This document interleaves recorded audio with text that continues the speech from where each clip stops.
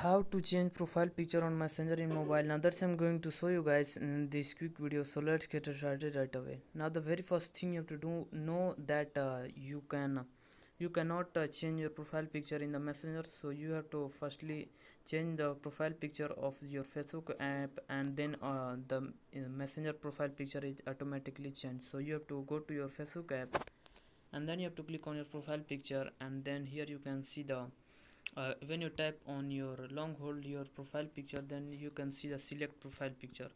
When you click on the select profile picture, then you can click on the allow, and then you can select any of the picture that you want. Let's see, I select this picture, and then you can crop this, and then you can click on the save.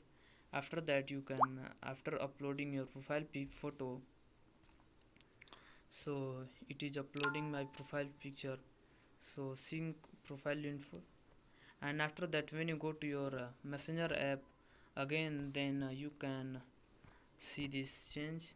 So here you can see my profile picture is also changed. So that's basically it, that how you can do this. If you found this video helpful, I appreciate if you subscribe to my channel, like on this video, and comment below that it works. Have a good day.